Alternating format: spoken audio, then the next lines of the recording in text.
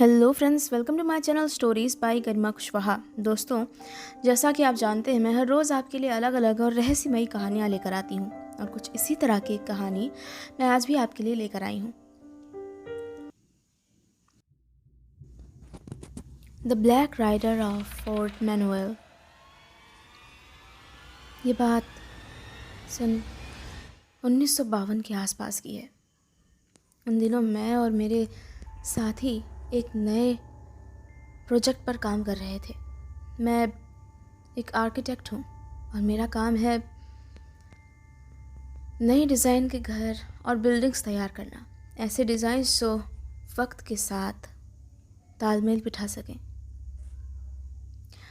और समय की मार में कमज़ोर न पड़े। और मैं अपना काम बखूबी करना जानता हूँ। और इसी सिलसिले में मुझे एक दफ़ा फोर्ट मैनुअल का दौरा करना पड़ा था। वहाँ मैं और मेरे कई साथी गए थे। मैंने उस फोर्ट के बारे में पहले से ही थोड़ी जानकारी इकट्ठी कर ली थी। उस जगह के बारे में, उसके आकार के बारे में और उसकी पुरानी बनावट के बारे में। मैं उसकी हर एक डिटेल के बारे में जानना चाहता था ताकि उसी हिसाब से अपने नक्शे तैयार कर सकूं। मैंने अपना काम तकरीबन 2 महीने लगाकर ख़त्म किया और उसके बाद जब हम फाइनली फोर्ट मैनुअल के लिए रवाना हुए, तब हम सभी में एक जोश था। हम जानते थे कि हमें क्या करना है। मैं और मेरी टीम और मेरे साथी, हम सभी इस बात से खुश थे। हम जानते थे कि हम जो भी करेंगे वो अच्छा ही होने वाला है। 1940 के आसपास इस फोर्ट पर बमबारी की गई और बमबारी की वजह से इसका एक बड़ा हिस्सा बर्बाद हो गया और अब हमें उस टूटे हिस्से को ठीक करने का काम करना है, बिल्कुल ऐसा ही जैसे वो पहले हुआ करता था। और मैं अपने काम में किसी तरह की चूक नहीं करना चाहता था। मैं अपने साथियों को फ़ौरन वहाँ ले जाकर वहाँ के असली हालात से परिचित होना चाहता था। मैंने अपना सारा साजो सामान अपने साथ ले लिया था और मेरे बनाए हुए कुछ नक्शे भी, जो मेरे ख्याल में मेरे काम आते। और उसके बाद हम तकरीबन एक दिन की लंबी थकान भरी यात्रा के बाद फोर्ट मैनुअल के पास पहुँचे। जितना मैंने सोचा था ये उससे कहीं ज़्यादा बड़ा था और कहीं ज़्यादा खूबसूरत भी, बिल्कुल किसी फिल्म की तरह। मैं पहले कभी भी किसी ऐसी जगह पर नहीं आया था। यहाँ आसपास का इलाका भी बहुत खूबसूरत था, बहुत ज़्यादा खूबसूरत। मैंने फ़ौरन मेरे साथियों को कुछ निर्देश दिए। उन सभी ने मेरा कहना माना और हम फ़ौरन उसी फोर्ट में हमारे रहने के लायक कमरे तलाशने लगे, क्योंकि हमें जब तक काम करना था हमें यहीं रहना था, क्योंकि ये काम काफ़ी लंबा होने वाला था। इसमें कुछ महीने नहीं बल्कि साल लगने वाले थे और ऐसे में हमें अपने रहने का बंदोबस्त किसी सस्ती जगह पर करना था। हम बहुत ज़्यादा खर्च हमारे रहने और खाने पीने पर कर देते तो हमारे पास हमारे काम के लिए ज़्यादा पैसे नहीं बचते और सरकार से भी हमें ज़्यादा मदद नहीं मिलने वाली थी। हम सभी अपना काम पूरी लगन से कर रहे थे। मैंने एक बार पूरे फोर्ट का चक्कर लगाकर देखा कि ये आखिर कितना बड़ा है और इसके कमरों की बनावट कैसी है। उसका हर एक कमरा, हर एक कोना बहुत करीने से सजा हुआ था, भले ही वहाँ कोई रहता ना हो। ये खाली होने के बावजूद बहुत खूबसूरत था, बहुत शानदार। ऐसा कुछ मैंने पहले कभी नहीं देखा था और मैं उम्मीद करता था कि इसके बाद फिर ऐसा कुछ देख भी नहीं पाऊँगा। ये सब कुछ बेहद खूबसूरत था। सारा काम निपटाते हुए हमें शाम बीत गई, हमारे सामान को अनपैक करने में और अपने लिए कमरे ढूंढने में। और खुशकिस्मती की बात है कि हम शाम तक अपने लिए कमरे ढूंढ चुके थे। हम सभी लगभग अपने सोने के लिए एक जगह ढूंढ चुके थे। हम में से कईयों को एक ही कमरा मिला था। मेरा मतलब था कि हम में से कई ऐसे थे जो एक ही कमरे में एडजस्ट हो रहे थे। एक कमरे में कम से कम 4 से 5 लोग। हमें इसी तरह ये काम करना था और इसी तरह जल्द से जल्द इस काम को पूरा करना था। रात के वक्त वहाँ खामोशी और बढ़ गई थी। अब ये खंडहर नुमा किला मुझे थोड़ा डरावना लगने लग गया था। एक अजीब सी मनहूसियत सी छाई हुई थी यहाँ पर। डिनर के वक्त मैं और मेरे साथी हम इसी बारे में बात कर रहे थे। उन सब के दिमाग में भी ठीक वैसे ही ख्याल थे जैसे मेरे दिमाग में थे। उन सब ने कहा कि यहाँ आने के बाद उन्हें कुछ अजीब सा महसूस हो रहा है जब से वो यहाँ आए हैं, जब से इस जगह पर उन्होंने कदम रखे हैं। पता नहीं क्यों कुछ अजीब और कुछ डरावना सा महसूस हो रहा है उन्हें, जैसा पहले कभी नहीं महसूस होता था। दोस्तों, हो सकता है ये नई जगह है और इसलिए शायद हमें ऐसा लग रहा है, पर मुझे पूरा यकीन है कि जैसे जैसे वक्त बीतेगा सब ठीक हो जाएगा। ये सब कुछ उतना बुरा नहीं होगा। मुझे उम्मीद है सब ठीक होगा और आखिर हम इस जगह को पहले से बेहतर करने आए हैं ना। इस भूत बंगले को लोगों के रहने लायक बनाते हैं। हाँ, ठीक कह रहे हो। मैं उन सभी का मैनेजर था एक तरह से। मेरा काम था नक्शे तैयार करना और उन्हें समझाना कि उन्हें क्या करना है पूरे दिन में। मेरे साथ तकरीबन 10 से 12 लोग ऐसे थे जो मज़दूरों और कामगारों पर नज़र रखने वाले थे और वो सभी बहुत समझदार थे। हम सभी एक साथ बैठकर डिनर कर रहे थे और हम कई सालों से एक दूसरे को जानते थे। मैंने उन सबको मेरे बताए हुए प्लान्स बता दिए और उसके बाद उन सभी ने हामी भरी कि उन्हें वो पसंद है और वो उस पर काम करना चाहेंगे। मेरा सबसे अच्छा दोस्त था इमैनुअल और स्टैंजा। वो दोनों ही मेरे बहुत ख़ास थे। इसके अलावा भी हमारे उन 12 लोगों की टीम में कई लोग थे, मसलन लुइस, डैनियल, नैतली। ये सब कुछ बहुत आराम से बीत रहा था, पर रात के वक्त अचानक ही एक अजीब घटना हुई। अचानक ही इमैनुअल ज़ोर से चिल्लाने लगा बीच रात में। हमारे कमरे आसपास थे और इसलिए मैंने उसकी आवाज़ सुन ली। मैं उस वक्त भी जाग रहा था। मैं फ़ौरन भागते हुए उसके कमरे तक पहुंचा और जब मैं उसके कमरे में पहुंचा तब मैंने उसे खिड़की की तरफ देखते हुए पाया। वो बाहर की ओर इशारा कर रहा था। मैं उसके करीब गया। उसके चेहरे पर पसीने की बूंदें थी। वो बहुत घबराया हुआ लग रहा था। उसकी आंखें पथराई हुई थी। क्या हुआ इमैनुअल? क्या तुमने कुछ देखा? वो काले कपड़ों वाला आदमी वो मेरी तरफ ही आ रहा था। हो सकता है वो यहाँ का कोई रहने वाला हो। इमैनुअल, नहीं, वो अजीब था। वो अजीब था, मैं सच कह रहा हूँ। वो बहुत अजीब था। हो सकता है तुम्हें भ्रम हुआ हो। वैसे भी तुमने बहुत ड्रिंक कर ली है। तुम्हें आराम करना चाहिए। अगर तुम चाहो तो तुम मेरे कमरे में सो सकते हो। हाँ, मुझे उसे देखकर बहुत अजीब लगा। मुझे माफ़ करना। सॉरी। इमैनुअल मेरे कमरे में आ गया। मेरे कमरे में और 1-2 लोग थे। मुझे इमैनुअल के आने से कोई परेशानी नहीं हुई। उसके बाद हम सो गए। पर मैंने पूरी रात इमैनुअल को करवटें बदलते हुए देखा, मानो उसे नींद ही नहीं आ रही हो। सुबह के वक्त वो बहुत जल्दी उठ गया। उस वक्त मैंने उससे पूछा, तुम ठीक तो हो ना इमैनुअल? हाँ, मुझे क्या हो सकता है। गुड। अगली सुबह से हमने अपना काम करना शुरू किया। दिन भर काम अच्छे से चलता रहा। यहाँ का माहौल हमारे लिए थोड़ा अजीब था। मौसम में ठंडक थी और चीज़ें हमारे लिए थोड़ी अजीब थी। हम यहाँ के लिए नए थे और पहले कभी ऐसे माहौल में नहीं रहे थे और ना ही इससे पहले कभी हमने इतने बड़े प्रोजेक्ट पर काम किया था। यहाँ मेरे कई साथी नए थे। मुझे बहुत खुशी हो रही थी कि मुझे इस काम के लिए चुना गया था। मुझे और मेरी इस टीम को और मेरी इस कंपनी को ये काम दिया गया था।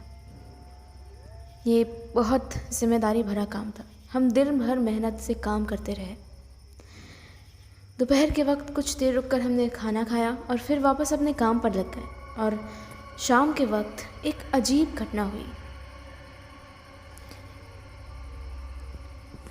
इस किले की शैपल में काम कर रहे कुछ मज़दूरों ने एक अजीब चीज़ को देखने की कहानी बताई। उन्होंने कहा कि उन्होंने एक अजीब परछाई देखी और उसे देखते ही उन्हें एक अजीब एहसास हुआ। उन्हें एक अजीब सी ठंड का एहसास हुआ और एक बहुत ही बुरा डराने वाला एहसास।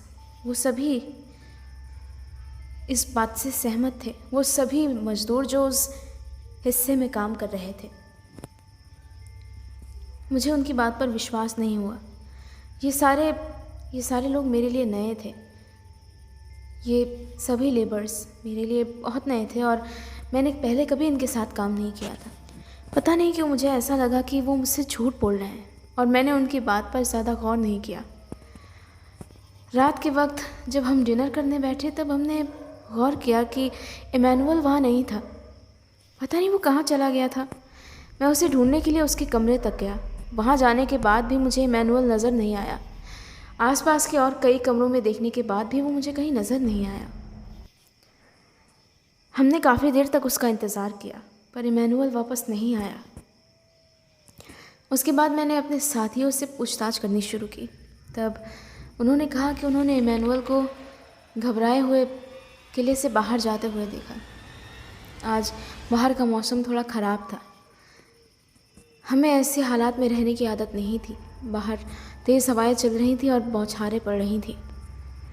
किले के अंदर भी सब कुछ बहुत अजीब हो जाता था रात के वक्त। यहाँ रोशनी के लिए हम सिर्फ लैंप्स और कैंडल्स पर निर्भर कर रहे थे और उनकी वजह से इतने बड़े किले में बहुत हल्की रोशनी हो पाया करती थी और इसलिए उस धुंधली रोशनी की वजह से माहौल और मनहूस बन रहा था।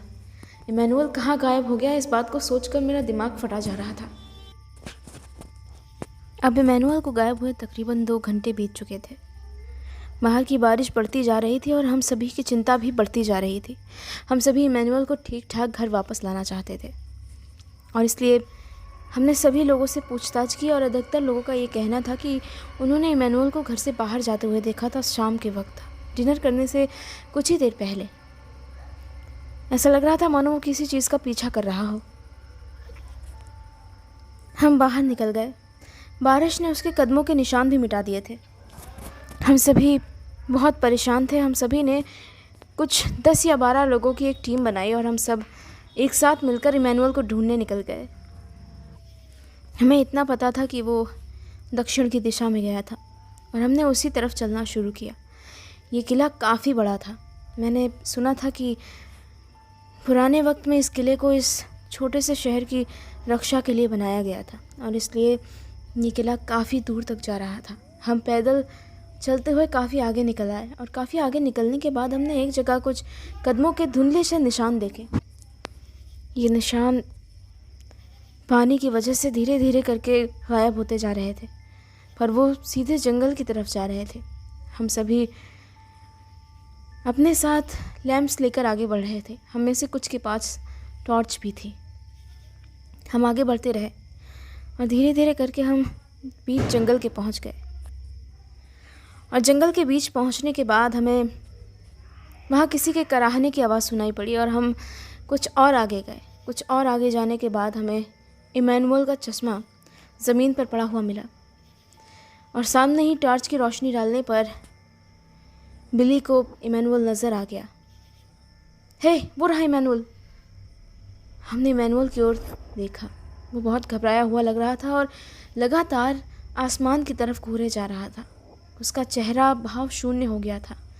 आंखें पथरा गई थी, बिल्कुल खामोश सा, मानो उसके अंदर जान ही ना बची हो। मैंने पहले कभी किसी को ऐसा नहीं देखा था। उसकी हालत देखकर हम सभी बहुत घबरा गए थे। वो पूरी तरह से पानी से भीग चुका था। हम उसे अपने साथ लेकर वापस किले में आए। हमने उससे बात करने की बहुत कोशिश की। पूरे रास्ते हमने उससे पूछने की कोशिश की कि आखिर वो यहाँ क्या करने आया था, आखिर वो किस चीज़ का पीछा कर रहा था, पर उसने कोई जवाब नहीं दिया। हमने उसे थोड़ा वक्त देने का निर्णय लिया और हम उसे उसके कमरे में छोड़कर बाहर आ गए। कुछ देर बाद जब हम उसके कमरे में वापस गए तो हमने देखा वो सो चुका था। हम सब ने राहत की सांस ली और तकरीबन रात के 1 बजे हम सब भी अपने कमरों में जाकर लेट गए। मैं इमैनुअल के साथ ही रुका। मुझे उसकी फ़िक्र हो रही थी। वो मेरा सबसे अच्छा दोस्त था और हमने आज तक कई प्रोजेक्ट्स पर एक साथ काम किया था और इसलिए मैंने उसकी देखभाल करने का ज़िम्मा अपने सर लिया। मैं तकरीबन 2 घंटे और सो पाया होऊंगा कि तभी अचानक एक अजीब सी आवाज़ ने मेरी नींद खोल दी। मैं उठा तो मैंने इमैनुअल को मेरे बगल से गायब पाया। मैंने उसे कमरे से बाहर जाते हुए देखा और उसके पीछे पीछे मैं भी कमरे से बाहर निकल आया। मुझे महसूस हुआ कि इमैनुअल नींद में चल रहा है, क्योंकि उसकी आंखें खुली हुई थी पर चेहरे पर कोई प्रतिक्रिया नहीं थी। वो सीधे चलता जा रहा था। मैंने उसे जगाने की कोशिश नहीं की। आसपास के लैंप्स बुझ चुके थे और धीरे धीरे इस किले के हिस्सों में अंधेरा छाने लग गया था। सिर्फ कुछ एक बड़े लैंप्स ही जल रहे थे जिनमें जलने के लिए काफ़ी ईंधन था। मैं धीरे धीरे इमैनुअल के करीब गया। मैं उसे जगाना नहीं चाहता था। मैंने कहीं सुना था कि जब कोई इंसान नींद में चल रहा हो तो उसे जगाना नहीं चाहिए।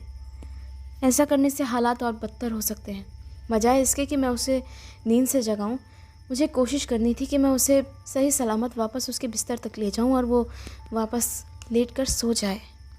और मैंने वैसा ही करने का फ़ैसला लिया। मैं उसे धीरे धीरे उसके कमरे तक लाने लगा। मैंने उसका हाथ पकड़ा हुआ था। तभी अचानक घड़ी के घंटे की आवाज़ हुई और उसके साथ ही उसने अपनी गर्दन एक झटके के साथ मोड़कर मेरी तरफ अचानक एक अजीब नज़र से देखा। मैं सर से लेकर पाँव तक सिहर उठा। मैंने पहले कभी ऐसा कुछ महसूस नहीं किया था। इमैनुअल मुझे अभी भी घूर रहा था और पता नहीं मुझे क्या सूझा। मैं उसका हाथ वहीं छोड़कर भागता हुआ वापस अपने कमरे में आ गया। और उसके बाद थोड़ी देर बाद जब मैं थोड़ा नॉर्मल हो पाया तब अपने कमरे से बाहर निकला, पर इमैनुअल वहाँ से गायब हो गया था। मैं बहुत घबरा गया। मैं फ़ौरन भागते हुए आगे की तरफ गया। आगे की तरफ और अंधेरा था। यहाँ के लगभग सभी लैंप्स बुझ चुके थे। मुझे कुछ नज़र नहीं आ रहा था। मैंने उसे आवाज़ देने की कोशिश की, इमैनुअल, इमैनुअल, पर उसने कोई जवाब नहीं दिया। मैं फ़ौरन भागता हुआ अपने कमरे तक गया। वहाँ से मैंने अपनी टॉर्च उठाई और उसके बाद वापस उस गलियारे में आया और टॉर्च लेकर उससे चारों तरफ ढूंढने लगा। इस वक्त तक मेरी नींद गायब हो चुकी थी। मैंने उसे हर तरफ ढूंढा। मेरे बोलने की आवाज़ से कुछ और लोग जग गए थे। उन्होंने मुझसे पूछा कि क्या हुआ। इमैनुअल, उससे कुछ हो गया है। वो नींद में चल रहा था और फिर वो कहीं गायब हो गया। गायब हो गया? कैसे? वो गायब कैसे हो गया? मुझे नहीं पता। मैं जानते हो, तुम्हें उसके साथ होना चाहिए था। हाँ, मैं उसके साथ ही था, पर तुम्हें उसे छोड़ना नहीं चाहिए था। पता नहीं वो कहाँ चला गया होगा। कितना बड़ा किला है ये, हम उसे कैसे ढूंढेंगे। मैं उसके साथ ही था, पर फिर अचानक उसने कुछ ऐसा किया कि पता नहीं क्यों मैं बहुत घबरा गया और फिर मैं वापस अपने कमरे में चला गया। और थोड़ी देर बाद जब बाहर आया तो वो गायब हो गया था। तुम सब मेरी उसे ढूंढने में मदद करो। हाँ, ठीक है। उसके बाद हम सभी उसे ढूंढने में लग गए, पर सुबह तक उसे ढूंढ नहीं पाए। अगले दिन का काम उतना अच्छा नहीं चल पाया जितना हमने सोचा था। इमैनुअल के गायब हो जाने से हम सभी परेशान थे और अब तक वो वापस नहीं आया था। सुबह के 11 बज चुके थे।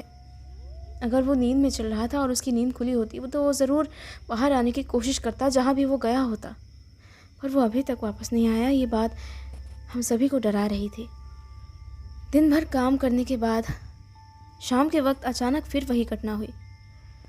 शेपल के इलाके में काम कर रहे लोगों ने फिर से किसी अजीब सी परछाई को देखने का दावा किया। उन्होंने कहा कि वहाँ उन्होंने एक ब्लैक राइडर देखा है जिसने सर से लेकर पैर तक काले कपड़े पहने हुए हैं और वो किसी योद्धा की तरह नज़र आता है, किसी जाबाज योद्धा की तरह, पर वो बहुत डरावना भी था। उसने एक काले घोड़े की सवारी ले रखी थी और उसका घोड़ा अपने आप में मौत का शैतान नज़र आ रहा था। इस बार उन लोगों ने उसे काफ़ी करीब से देखा था। मैं उनकी बातें सुनकर घबरा रहा था। इमैनुअल के गायब होने ने मुझे और परेशान कर दिया था। ये सब चीज़ें मिलकर मुझे पागल बना रही थी। मैं इसके लिए तैयार नहीं था।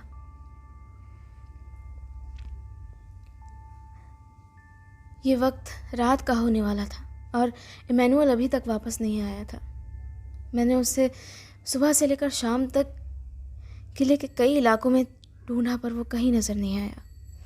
रात के वक्त अचानक ही एक मज़दूर चिल्लाते हुए मेरे पास आया। मैंने उसे ढूंढ लिया सर, मैंने उसे ढूंढ लिया। कैसे ढूंढ लिया? वो वहाँ नीचे तहखाने के दरवाजे पर था। मैंने उसे ढूंढ लिया। वो बहुत परेशान है, वो बहुत अजीब सा लग रहा है। आप तुरंत मेरे साथ चलिए। तो दोस्तों, इसी के साथ ख़त्म होती है मेरी आज की कहानी। मेरी आज की कहानी आपको कैसी लगी ये मुझे कमेंट बॉक्स में कमेंट करके ज़रूर बताइएगा। साथ ही साथ आपके सजेशंस मुझे देते रहिएगा। Thank you.